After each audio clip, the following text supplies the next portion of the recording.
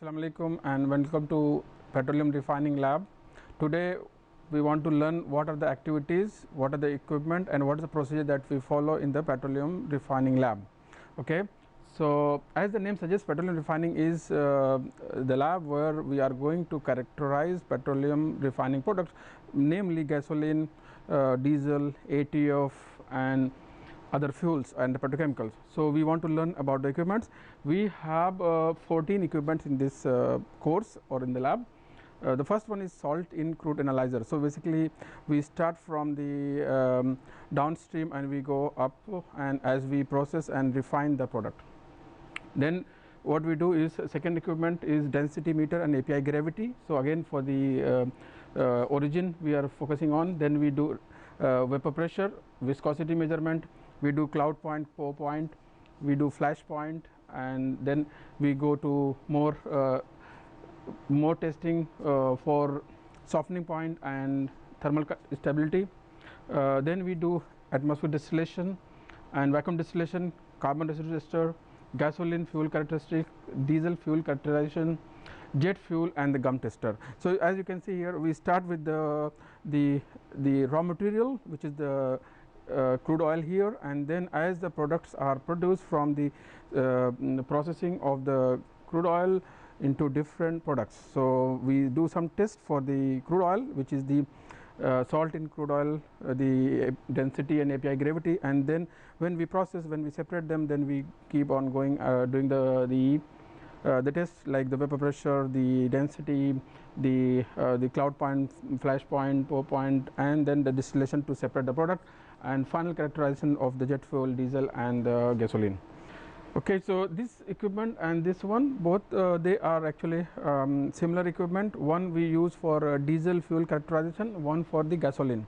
So, what we exactly are doing here is we are trying to get a overall characteristic of the fuel, so that we can know what is the approximate content of the fuel, and we in the petrol station or anywhere, if we want to find out any adulteration has been done or not, this best thing is take the sample of that fuel, put it here, and then we have a measurement button here. Just click on the measurement, it's going to run the sample and give you the approximate content of that one. How much is the octane number, how much is the boiling point temperature, cuts, pressure, and all the density, all the parameters, so that you will have an idea whether the fuel that is available in the market or the sample that you are holding, it is gasoline or diesel or not. This equipment is carbon residue tester. When hydrocarbon, there will be some carbonaceous material that will be left. So, this is what we want to do in your fuel, how much is the carbonaceous material that is there. So, you have this equipment. In this, I am going to do the combustion of a known amount of material.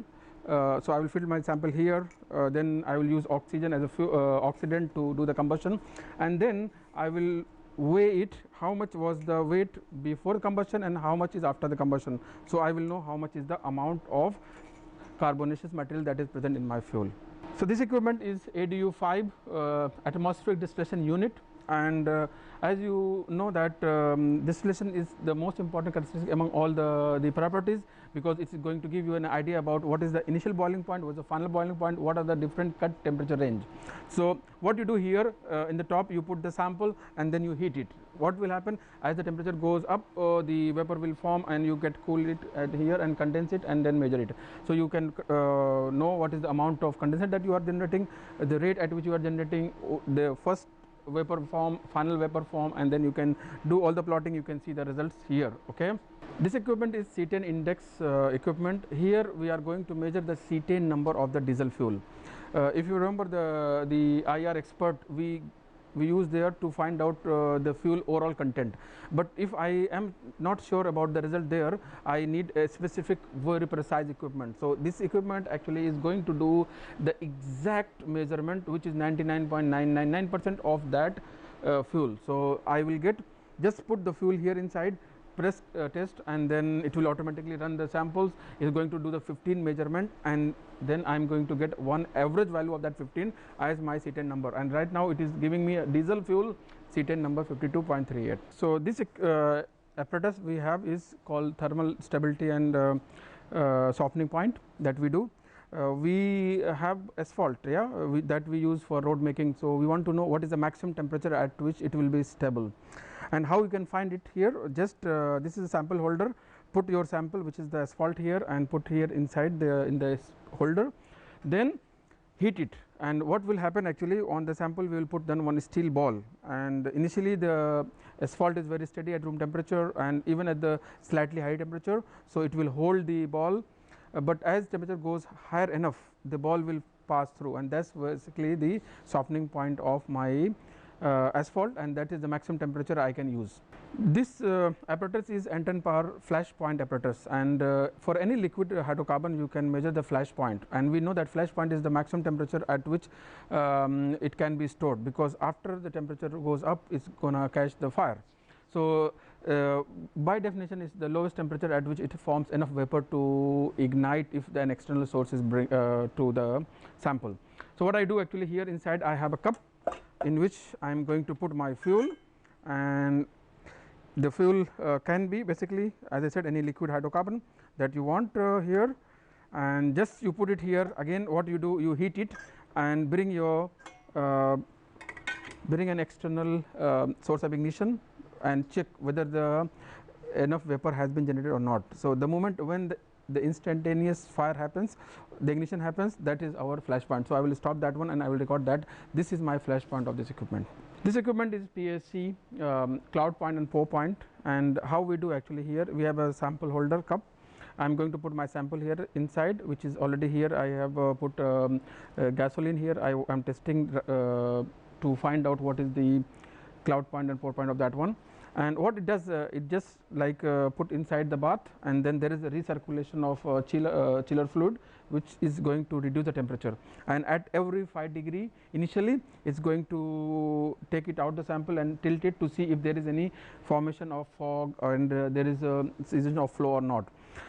It will continue this way, and initially at a 5 degree interval, then it will going to do at every 1 degree and every 0.5 to find out the temperature at which there is enough formation of the fog. That will be our pour point, and the cloud point, and then the pour point at which there is no flow, then we record that is our cloud point and pour point of our sample, which is for any liquid hydrocarbons that we do. This equipment is vacuum distillation from a company called iFischer in Germany. What we do here is an extension of the work that we already discussed about the fuel characterization. So when I am concerned about the exact characteristics of the fuel, then I bring that one here and do the vacuum distillation under reduced vacuum or reduced pressure. So I put my sample here, and then rest of thing or just automated. I just set what is the condition I want, the pressure, and then it will automatically accordingly create the vacuum, and heating will start, distillation will do, and then I am going to record what is the cut temperature and what is the initial boiling point and final boiling point and all those them, so that I can know what is the exact constituents of my fuel. This equipment is the simplest equipment or the test that we do is salt in crude analyzer. So any liquid in which you want to measure the salt content, just put the sample here and put the 2 electrodes. What you do, you want to apply a voltage in your sample and measure the resulting current. So the more salt, of course more current. So we are going to generate VI plot, which is V is the voltage, I is the current. So either I can apply the voltage, record the measure current, or I can do apply the current, measure the voltage, both are the same. So it will help me the slope, how much is the amount of salt that is there in my sample. This equipment is HVP actually to measure the read vapor pressure. So what you have actually here is a sampling point. You just inject the sample from here. It's going to take this one inside. So we have direct measurement of the vapor pressure of the sample, which any liquid you can do. So it's not necessarily hydrocarbon, it can be any inorganic chemical also. So that will work for us. Okay, so it's just like closed chamber, not much to do, just inject the sample and follow the from here the test, and it will measure that one. This one is Vida density meter, and again this is simple one and is going to give me a very valuable information, which is about the density. So what I do actually here, I have 2 known samples of known value of the density. There is a microbalance inside my equipment. This is my sampling syringe here. I am going to put half ml of my unknown sample, and it's going to weigh and extrapolate based on those two reference values to find out what will be the density of my unknown sample. From there you can calculate the API gravity also. This equipment is JF TOT, and it's very useful equipment to use for characterization of aviation turbine fuel, ATF fuel, that we use in the airplanes.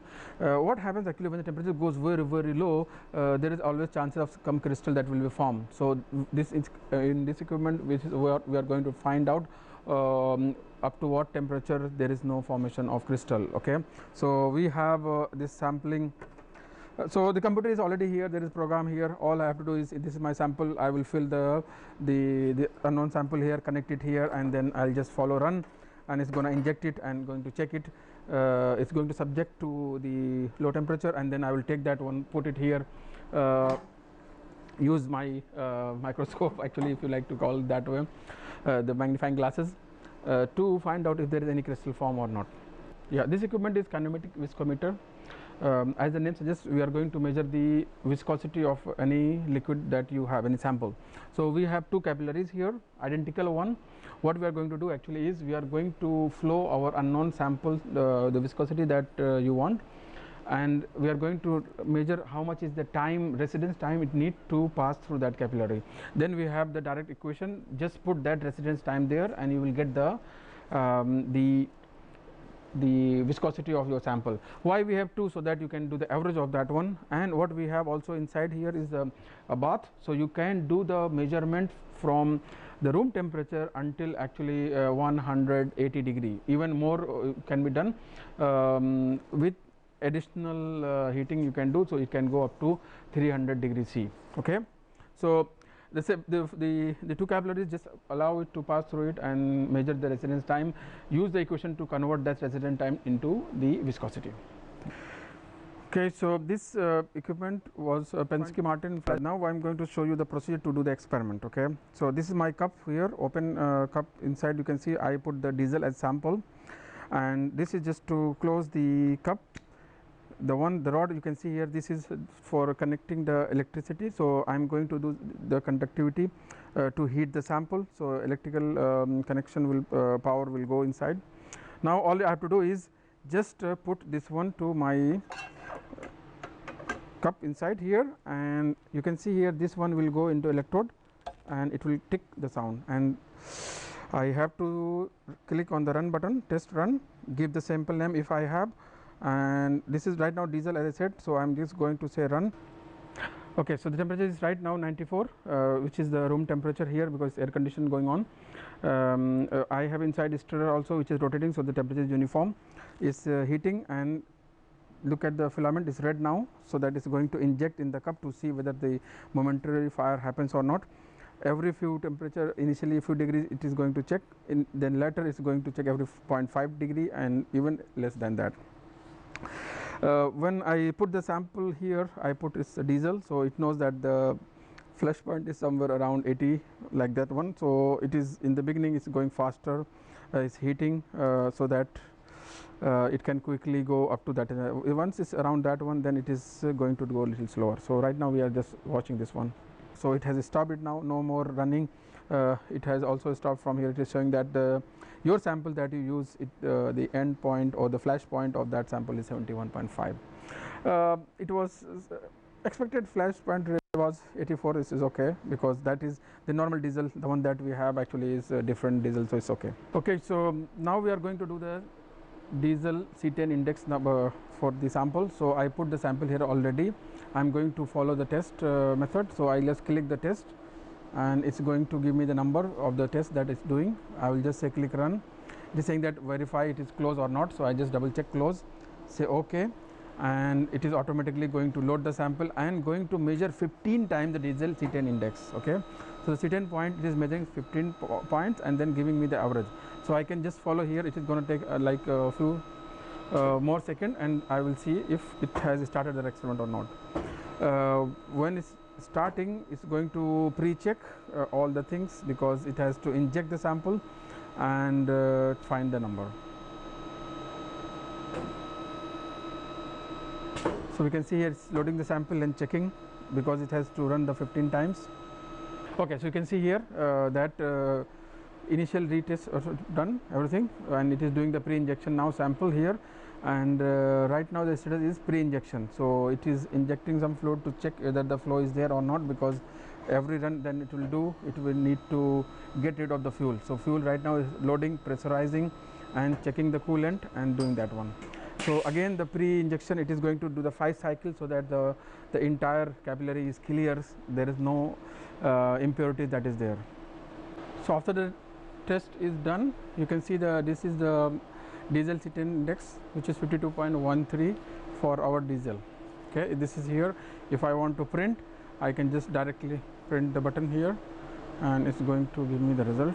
Okay, so once the test is done, we can see here this diesel C10 index, which is 52.13.